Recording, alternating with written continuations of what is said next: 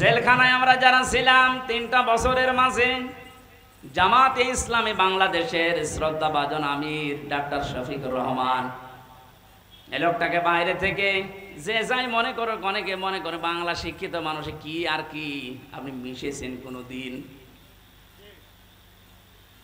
আমি প্রথমে তার সাথে ছিলাম 4 দিন। মানুষ যে এত নরম হতে পারে, অথচ উনি তো আমার মতো হামসা না।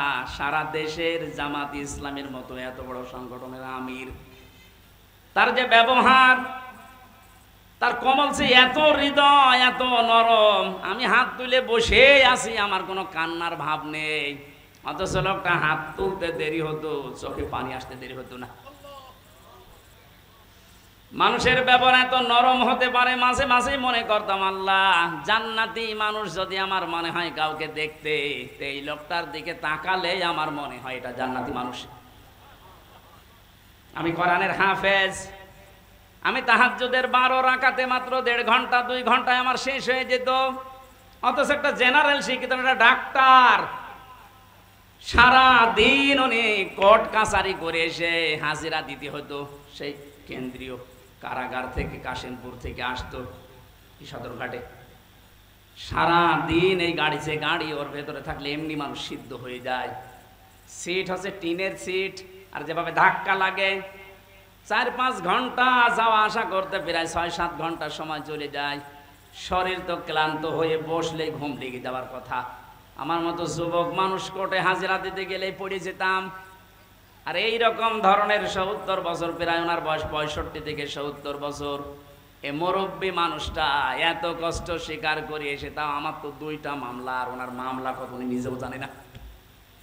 এতগুলো মামলা মাথার উপরে নিয়ে হাজিরা দিয়ে, ওনার ছেলে জেলে, বউ অসুস্থ হয়ে হাসপাতালে, ওনার নিজের দলের লোকগুলো সব পালিয়ে বেড়াচ্ছে, কেউ জেলখানায় ভর্তি হয়ে আছে। এরকম কঠিন পরিস্থিতিতে কোনো আলোর সন্ধান নেই।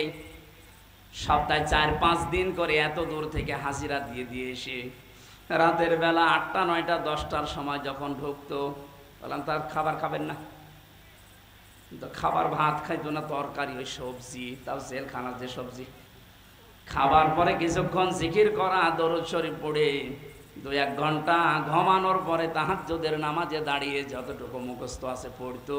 আর এই যে সেজদা, আমার 12 রাকাত নামাজ শেষ হয়ে যাচ্ছে, ওনার এক সেজদায় 1.5 ঘন্টা 2 ঘন্টা কেটে যাচ্ছে। মানুষের ভেতরে ইখলাস না আসলে, তার ভেতরে ভালোবাসা মানুষের এমনি জন্ম নেয়। ওয়াকাযালিকা নাজিজিল মুজরিমিন, আল্লাহ পাক বলেন জালেম মুজরিম যারা, পাপিষ্ঠ যারা, এদেরকে আমি এভাবেই শাস্তি দিতে থাকবো। লাহুম মিন জাহান্নামা মিহাদু ওয়া মিন ফাওকিহিম গাওয়াশ ওয়া কাযালিকা নাজজিজ যালিমিন। এই মানুষগুলোকে যখন কবরে রাখা হবে, সঙ্গে সঙ্গে আমি আল্লাহ জাহান্নামের চাদর ওর গায়ে পরিয়ে দেব, বিছানা বিছিয়ে দেব জাহান্নামের আগুনের বিছানা। আজ এই সমস্ত জালেমগুলো আল্লাহর আয়াত অস্বীকারী, অহংকার করে মুখ ফিরিয়ে চলে যায় যারা, এরা মারা যাওয়ার পরে দেখি উপরে ফুলের স্তূপ পড়ে যায়। ওপরে আপনি ফুল যতই দেন, নিচে আল্লাহ আগুন লাগিয়ে দেবে। এই জন্য আমাদের সাবধান, আমরা যেন এই 2টা আচরণ না করি। কোরআন শোনার পরে আবার টান করে চলে যাওয়া, অহংকার করা। 3 নম্বরে আল্লাহ পাক বলেন দুনিয়ায় যারা মাল সম্পদ জমা করত আর সংরক্ষিত করার জন্য যারা চেষ্টা চালাতো, জালেমরা যা করেছিল হাত ছাড়া হয়ে যাবে কোনোদিন ভাবে নাই। কথা বলেন না কেন? সারা জীবন মনে করেছিল এটা স্থায়ী, এ কোনো দিন আমার হাত থেকে যাবে না। দুনিয়ার জীবনটা এরকম, আপনি কোনো কিছু স্থায়ী ভাবে রাখতে পারবেন না। আর পৃথিবীর নিয়মটা আল্লাহ এমন ভাবে বানিয়েছেন, কোন জিনিস যদি এক জায়গায় রাখেন দেখবেন নষ্ট হয়ে যাচ্ছে। লোহা যদি এক জায়গায় রাখেন, ব্যবহার না করেন, ঠিক থাকবে না জং ধরবে? এই কথা বলেন না কেন? আপনি পৃথিবীর সব জিনিস মেলাবেন, পানি যদি আপনি এক জায়গায় বেঁধে রাখেন, ঠিক থাকবে না নষ্ট হয়ে যাবে? পছন্দ ধরবে, দুর্গন্ধ তৈরি হবে, পোকামাকড় তৈরি হবে। আর ছেড়ে দেবেন, যত ছাড়বেন তত সুন্দর স্বচ্ছ নির্মল পানি আসতে থাকবে। এলেম যদি কেউ এক জায়গায় রাখে ওইটাও নষ্ট হয়ে যায়, জানা এলেম মানুষ ভুলে যায়। যত প্রচার করবেন, যত ওর উপরে কাজ করবেন, তত এলেম আল্লাহ আপনাকে বাড়িয়ে দেবে। টাকা পয়সা যদি কেউ এক জায়গায় রাখে ওইটাও নষ্ট হয়, শত্রু পয়দা হয়। যত ছাড়বেন ওই জায়গা আল্লাহ পূরণ করার জন্য উপর থেকে পাঠাতেই থাকবে, এইটাই নিয়ম। ক্ষমতাও তো আল্লাহ ওইভাবেই দিয়েছিলেন। আর আপনি ওইটাকে পেয়ে ইহসাবু আন্না মালাহু আখলাদা, মনে করেছিলেন এই ক্ষমতা মনে হয় চিরস্থায়ী, আর কোনোদিন ছাড়া লাগবে না। পৃথিবীর কোনো কিছুই তো এক জায়গায় থাকে না, রাখলেও নষ্ট হয়ে যায়। ক্ষমতাও এক জায়গায় রেখেছিলেন, এমন ভাবে নষ্ট হয়েছে এখন নামও করতে পারছেন না। কিন্তু যদি মাঝে মাঝে পাল্টাতো তাহলে এত গরম হতো না। যারা সম্পদ যারা জমা করছেন এর হক আদায় করছেন না। আজকের তেলাওয়াত কিন্তু আয়াতে ওই 3টা পয়েন্টের উপরে আল্লাহ আলোচনা করছেন। আপনাদের কষ্ট হয়ে যাচ্ছে? আমি ইয়াসিন শব্দটা দিয়ে পর্যন্ত এক কায়দায় এসেছিলাম যে কিয়ামতে আল্লাহ প্রথম বিচারে ডাকবেন আপনাকে একা একা, দ্বিতীয় বিচারের সিস্টেমে আল্লাহ একা আর ডাকবেন না। ইয়াউমা নাদউ কুল্লা উনাসিম বিইমামিহিম। রব্বুল আলামিন বলেন কিয়ামতে দ্বিতীয় বিচারের সিস্টেমে ধাপে প্রতিটি মানুষকে আমি আল্লাহ ডাক দেব তার নেতার সাথে। এই একটু বসেন, এই বিষয়টা আগে ক্লিয়ার করি। কিয়ামতের প্রথম বিচারে আল্লাহ ডাকছেন আপনাকে একা ধাপে ধাপে, দ্বিতীয় ধাপে আপনাকে আর একা ডাকবে না, এবার ডাকবে আপনার নেতার সাথে। কার সাথে বলেন বলেন? আগে নেতা, এরপরে কর্মী। এই তথ্যটা সূরা বনী ইসরাইলের 72 নম্বর আয়াতের প্রথম অংশে আছে। প্রথমে আপনাকে আল্লাহ ডাকবে না, এবার ডাক দেবে আপনার নেতাকে, এরপরে আপনাকে। অবিবেকবান মানুষেরা নিজের কাছে এবার প্রশ্ন করেন তো, আপনি যারা আদর্শ মেনে চলেন, যাকে নেতা বলে মানেন, ওকে যদি আল্লাহ কিয়ামতে আগে ডাকে এরপরে আপনাকে, আপনার কি মনে হয় যে আল্লাহ ওর সিরত ওর চরিত্র ওইটা দেখে আপনাকে মাফ করে দেবে? হ্যাঁ, এখনই বলছেন না, আপনি তো ধরা খাবেন।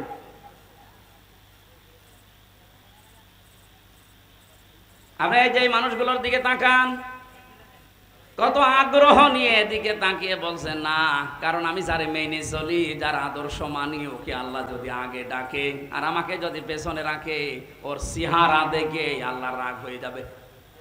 কথা বলে না কেন? ওর চেহারা দেখে যদি আল্লাহর রাগ হয়ে যায় তো পেছনে আর তাকাবে না, ওরে সেখানে দেবে, আপনারাও দেবে ওখানে। এই জন্যই বলছি আদর্শ ঠিক করা লাগবে এক্ষুনি। বাড়ি যেয়ে ঠিক করবেন না, এক্ষুনি সিদ্ধান্ত নিয়ে যান। ইয়াসিন বলে আল্লাহ যাকে ডাক দিলেন তাকে ছাড়া দুনিয়া আমি আর কাউকে আদর্শ মানি না। আমি জানি যারা ঠিক বলছেন এ কথার অর্থ বোঝেননি। এটা বাস্তবে যদি আপনি নিয়ে যেতে পারেন এ মাহফিল সাকসেস হবে। যে 7টা নামে ডাক দিয়েছেন রসুলকে, কোন অপমান কোন অপদস্থ না খেয়ে থাকবেন না, মায়ের খাবেন না, কেউ চোখ রাঙানি দেবে না। যে কথাগুলো আল্লাহ জানিয়েছিলেন, তহা মা আনজালনা আলাইকাল কুরআনা লিতাশকা, যে ব্যাখ্যাটা দিয়েছি অল্প সময়ে, আল্লাহ আমাদেরকে সহজ সরল ভাবে বুঝে মানার তৌফিক দিন, যেন কোনোদিন মুহাম্মদুর রাসূলুল্লাহ বাদ দিয়ে অন্য কাউকে আমি না মানি। মেনে নিতে পারবেন তো? সূরা আরাফের একটা মাত্র আয়াত পড়েছি, তাও 4 ভাগের 1 ভাগ।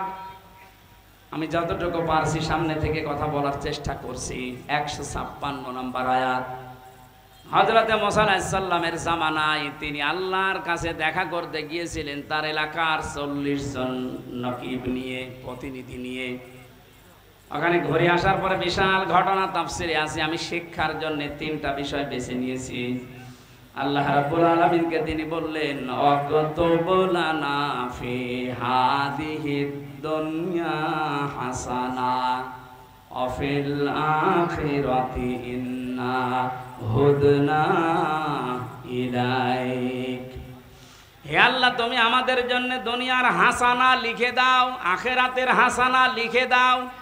হাসানা না হাসিনা? হাসিনা মানে সুন্দরী, আর হাসানা মানে কল্যাণ। একজন দেখবেন দোয়া করছে, রব্বানা আতিনা ফিদ দুনিয়া হাসিনা। হাসিনা না হাসানা? হে আল্লাহ, তুমি আমাদেরকে দুনিয়ার হাসানা লিখে দাও। কেন আল্লাহ অক্তব দিলেন? কাতাবা একতব মানে কেন দিলেন? কাতাবা ছাড়াও তো অনেক শব্দ আছে, ফারজন আছে, ফারজন না দিয়ে কাতাবা দিলেন। আমি যদি এই জমিটা আজকের মুরব্বীকে বলি এটা আমার জমি, 2 বিঘা জমি আপনাকে দিয়ে দিলাম, চান এ মুখের কথার কোনো দাম আছে? কথা বলে না কেন? এটা যদি 6 স্বাক্ষর করে দলিল বানিয়ে একেবারে লিপিবদ্ধ করে বললাম যে এই নেন, ওটা দাম নেই? আল্লাহ এমন শব্দ দিয়েছেন, খুব গুরুত্বপূর্ণ একটা শব্দ। হযরতে মুসা বলেছিলেন, মাবুদ তুমি লিখে দাও, অক্তব লানা আমাদের জন্য ফি হাদিহিদ দুনিয়া হাসানা, দুনিয়ার হাসানা। এখন দুনিয়ার হাসানা কি? আমি একটা দুইটা না, প্রায় 42টার উপরে তাফসীরের সাথে মিলিয়েছি যে দুনিয়ার হাসানা কারে বলে। পড়া কোরআন শরীফ এবং হাদিস আমি যতটুকু পড়েছি, দুনিয়ার হাসানা হিসাবে পেয়েছি আমি 10টা বিষয়। কয়টা? এই 10টা বিষয় যদি আপনি দুনিয়ায় পান, তাহলে দোয়া করলে মনে করবেন কবুল হয়েছে। এখানে অনেক মানুষ আমরা আছি, 5 ওয়াক্ত নামাজের পরে দেখি হাত তুলে মোনাজাত করে। এমনকি কাবা শরীফের রুকনি ইয়ামিনি থেকে হজরে আসওয়াদ এই জায়গাটা যখনই পার হয়, লক্ষ লক্ষ হাজিরা এই দোয়াটা পড়ে, রব্বানা আতিনা ফিদ দুনিয়া হাসানা। পড়ে না? 16 সালে আমি বুঝি নাই, 18 সালে বুঝি নাই, এই যে 24 সালে জেলখানা থেকে বের হওয়ার পরে গিয়েছিলাম, এবার আমি বুঝেছি যে এর ভেতরে কি আছে। এত মানুষ কেন এই দোয়া করছে, আল্লাহ দুনিয়ায় হাসানা, কল্যাণ, স্বস্তি, শান্তি, নিরাপত্তা। 99টা অর্থ আছে হাসানার। তাফসীরের ভেতর থেকে সামারাইজ করে করে আমি 10টা এনেছি। হযরত ইবনে মাসউদ থেকে হাদিসটা বর্ণিত, তিনি বলেন কেউ যদি এই রব্বানা আতিনা ফিদ দুনিয়া হাসানা, হে আল্লাহ দুনিয়ায় হাসানা দাও, আর এই দোয়া যদি আল্লাহ কবুল করে থাকেন, দুনিয়ার জীবনে আল্লাহ তাকে 10টা জিনিস দান করবেন। জোরে বলেন সুবহানাল্লাহ। 1 নম্বরে দুনিয়ার হাসানা হচ্ছে, আপনি যদি কারোর সাথে কথাবার্তা বলেন, আপনি যে ধর্মের লোক হন, যদি কথাবার্তা বলেন আপনার কথা হবে মার্জিত, নরম। এই বিষয়টা অনেকের ভেতরেই নেই। বিশ্ব নবীকে আল্লাহ জানিয়েছিলেন, ফাবিমা রহমাতিম মিনাল্লাহি লিনতা লাহুম ওয়ালাউ কুনতা ফাজ্জান গালিজাল কলবি লানফাদ্দু মিন হাওলিকা। হে নবী, আপনার হৃদয় যদি কঠোর হয়ে যেত তাহলে মানুষজন আপনার কাছে ভিড়তো না। আমি দয়া করে আপনার হৃদয়কে কোমল বানিয়ে দিয়েছি, নরম বানিয়ে দিয়েছি। এই জন্যই তো মানুষ আপনার কাছে আসলে আর যেতে চায় না।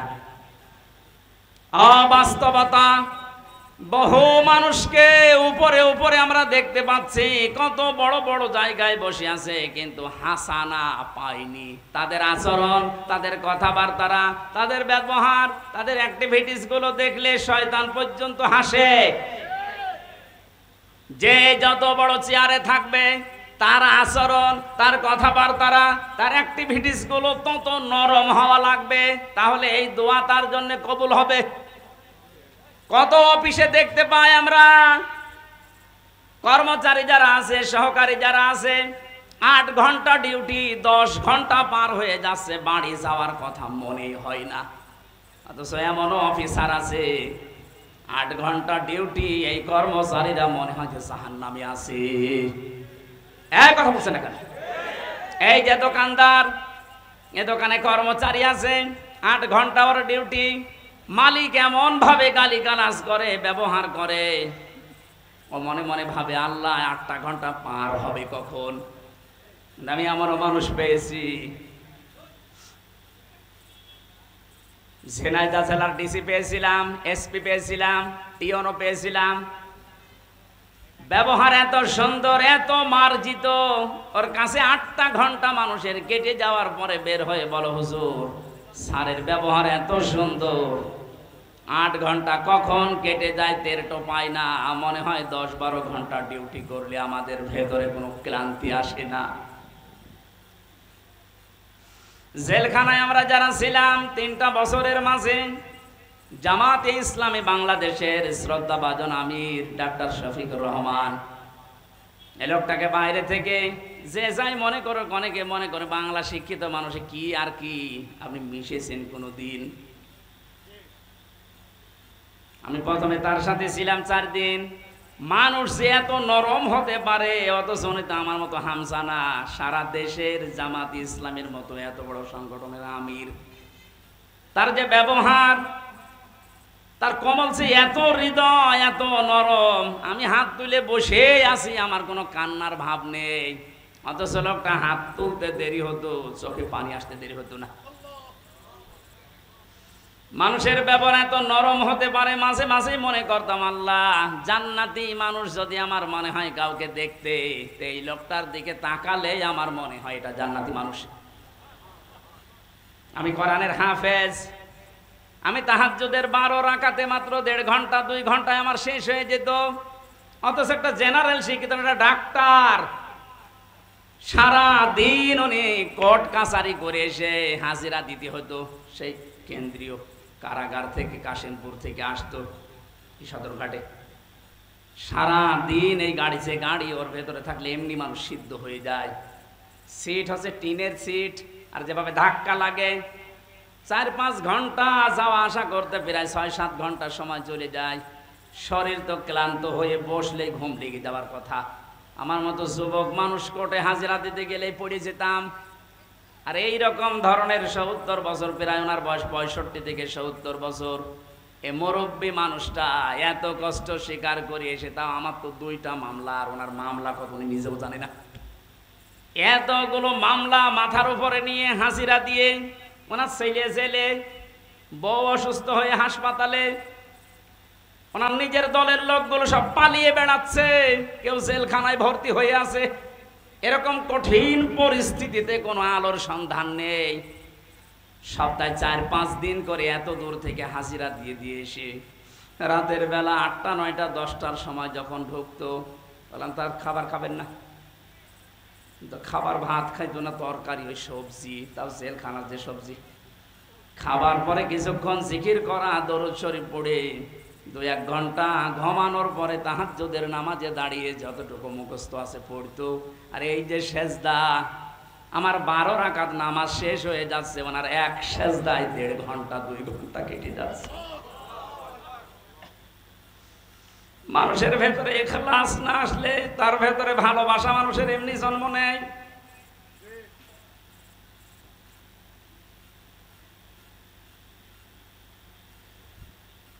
হাসানা দুনিয়ায় আপনি পাননি, আপনার ব্যবহারে মানুষ আপনার থেকে আরো দূরে চলে যায়। কোরআনে কারীম জানাচ্ছে ওয়াকুলু লিন-নাসি হুসনা, হে নবী মানুষের সাথে যখন কথা বলবেন হাসি মুখে কথা বলবেন, তাহলে একটা সাদগা দেওয়ার সওয়াব হবে। আল্লাহকে এখানে জানিয়েছে যে মুসলমানদের সাথে যখন কথা বলবেন হাসি মুখে বলবেন। লিন-নাসি লিল মুসলিমিনা দেয়নি। আমরা যারা দুনিয়ার হাসানা কামনা করি, খালি দোয়া করি আল্লাহ দুনিয়ায় হাসানা দাও, দুনিয়ায় হাসানা দাও, 1 নাম্বারটা তো এখনো পর্যন্ত পেলাম না। আমার ব্যবহারটা নম্র হওয়া লাগবে, আমার ব্যবহারটা নরম হওয়া লাগবে, তাহলে দুনিয়ার হাসানা আমরা পাবো। 2 নাম্বারে একটা করে সব বলতে গেলে তো আয়াত শেষ হবে না, আবার 12টাও বেজে যাচ্ছে। খুব তাড়াতাড়ি সামারাইজ করে বলছি, কেউ যদি মনে করে যে দুনিয়ার হাসানা পেয়েছি, তাহলে সে যেন তার স্ত্রী, উত্তম স্ত্রী তার ঘরে আনতে পারে। উত্তম স্ত্রী কোনটা? যেটা সব সময় সিরিয়াল দেখে, স্বামীর মুখে মুখে তর্ক করে, কোন জিনিস কম পড়লে শুধু বরদোয়া দেয়। ফেরাউনের স্ত্রী হযরতে আসিয়ার জীবনে পড়েছি, পৃথিবীতে যত কঠিন স্বামী আছে তার মতো এরকম ভয়ঙ্কর স্বামী কারো কপালে জোটেনি, জুটবেও না। এত বড় ভয়ঙ্কর ছিল লোকটা। নিজের স্ত্রীর হাতের ভেতরে প্রেক লাগিয়েছে, পায়ের ভেতরে শলাকা দিয়েছে, মাথার উপরে গরম তেল ঢেলে দিচ্ছে, মানুষজনকে দিয়ে কাপড় চোপড় সব খলিয়ে উলঙ্গ করেছে। পৃথিবীর কোন স্বামী তার স্ত্রীর সাথে আচরণ করেছে আমি শুনি নাই, পড়িও নাই। অথচ মহিলার সাথে যখন এগুলো করা হচ্ছিল, জিবরাইল এসে জান্নাত সামনে ধরেছে। উনি তো বলতে পারতো ঠিক আছে আমি জান্নাতি চাই, বলেননি। আল্লাহকে ডাক দিয়ে বলেছিলেন রব্বি নাজ্জিনি, হে আল্লাহ তুমি আমাকে বাঁচাও আমার এই স্বামী এবং স্বামী যাদেরকে দিয়ে আমার উপরে অত্যাচার করাচ্ছে তাদের কবল থেকে তুমি আমাকে বাঁচাও, কিন্তু তুমি রাগ করে আমার স্বামীর উপরে গজব দিও না। নরসিংদের মা বোনেরা, কত বড় ভয়ঙ্কর অবস্থায় আছে আপনি একটু নিজেকে দাঁড় করান ওই জায়গায়। এত বড় কঠিন অবস্থায় থাকার পরেও শুধু নিজেকে বাঁচানোর আহ্বান জানিয়েছিলেন, মাবুদ তুমি আমাকে বাঁচাও কিন্তু আমার স্বামীর ওপরে তুমি গজব দিও না। আর আপনি একটা সাবান কম হলে বরদোয়া দেন, আপনি মানুষ।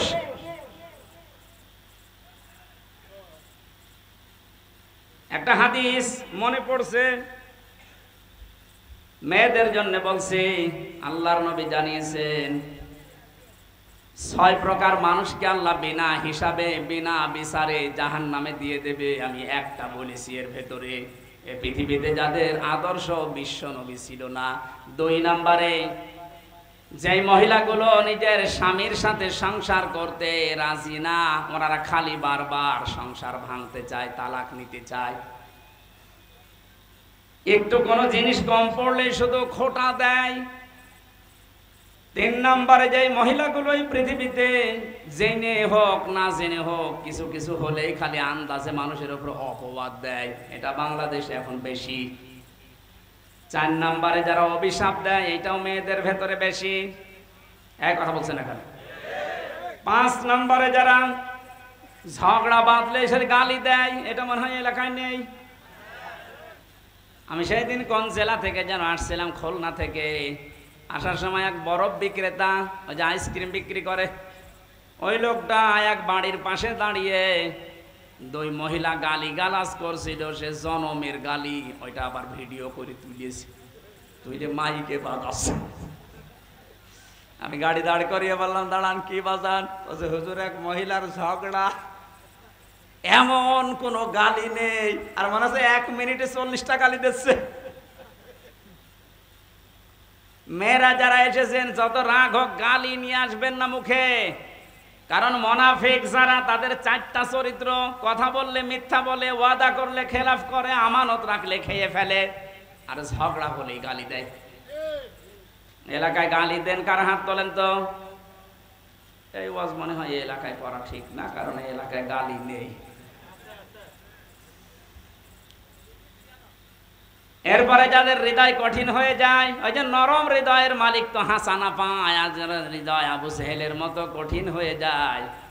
আমার মাঝে মাঝে এই পয়েন্টটা নিয়ে মনে হয়, আল্লাহ যারা আয়না ঘর বানিয়েছে দুনিয়ায়, তাদের হৃদয় তুমি কি দিয়ে বানিয়েছো? একটা লোককে আপনি 1-2 ঘন্টা 5 ঘন্টায় 1 দিন 2 দিন রেখেও তো ছেড়ে দিতে পারতেন। 8 বছর 10 বছর রেখে দিয়েছে, দুনিয়ার মানুষ জানেও না যে বেঁচে আছে, মরে গেছে। তাও যদি ওখানে জামাই আদরে রাখতো তাও তো হয়তো। আমার সাথে যে আলেম ছিল মুফতি ফখরুল ইসলাম, ও ভাই আমারে বলছিল যে আমারে র্যাবে মাটির নিচে নিয়ে এই পায়ের ভেতর দিয়ে হাত দিয়ে ওই যে বড় বড় শিক আছে, ওই শিক ধরিয়ে তালা লাগিয়ে দিয়েছে। শোয়া কি জিনিস আমি কোনোদিন বুঝি নাই। মাঝে মাঝে ভাবতাম আল্লাহ আমাকে যত শাস্তি দেয় দিক, যদি একটু শুইতে দিত। বাস্তবতা কোথায় গিয়ে ঠিকেছে দেখেন, এমনিতেই যদি বসিয়ে রাখে ওই কবরের মতো জায়গায়, তাই তো পাগল হয়ে যাওয়ার কথা। এরপরে খাবারের যে সিস্টেম, যে খাবারে দিত মনে তো কেউ খেয়ে মনে হয় দিচ্ছে, মাখানো খাবার। একটা বাটির ভেতরে 4-5 রকমের তরকারি দিয়ে ডাল দিয়ে খাওয়া যায়? আর এইভাবে বাঁ পায়ের ভেতর দিয়ে হাত দিয়ে যদি আপনি এখানে দরজার সাথে যে গ্লাভ আছে এইটা ধরে যদি আপনাকে এই হ্যান্ডকাপ লাগিয়ে বলে বসে থাকেন, টয়লেটে যাবেন সর্বোচ্চ 1.5 মিনিট সময় পাবেন। এভাবে যদি আপনি 5 দিন 7 দিন 10 দিন কষ্ট দিয়েও বলতেন যা সংশোধন হয়ে যাবে, ছেড়ে দিলাম, একটা মানুষকে আপনি 8 বছর 10 বছর রাখলেন, আপনার মনের ভেতরে কোনো কিছু আসে নাই, আপনি আর মানুষ নেই, আপনি জানোয়ারের চাইতেও খারাপ হয়ে গেছে। আল্লাহ যদি সব বিষয় আপনাকে মাফ করে দেয়, আয়না ঘরের কারণে আপনার বিচার হবে। যারা এর সাথে জড়িত প্রত্যেকের বিচার এই মুহূর্তে এক্ষুনি করা দরকার।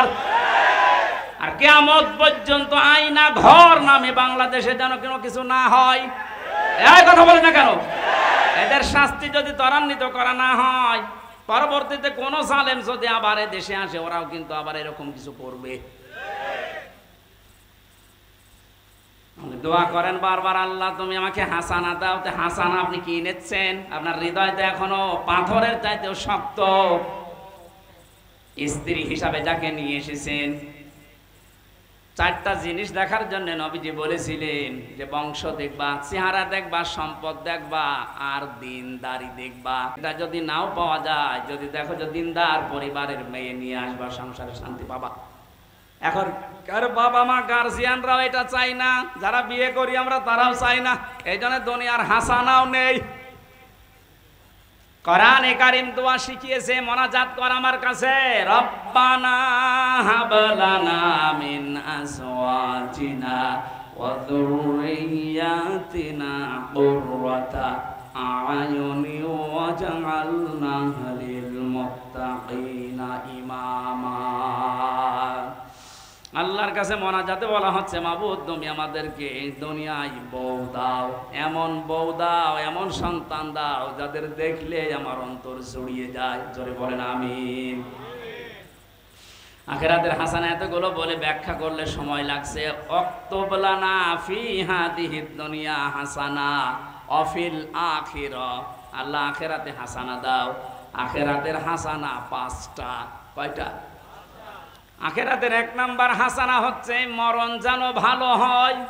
ভালো মরণ ওইটা যেটা গলায় দড়ি দিয়ে হয়, যেটা বিষ খাইয়ে হয়।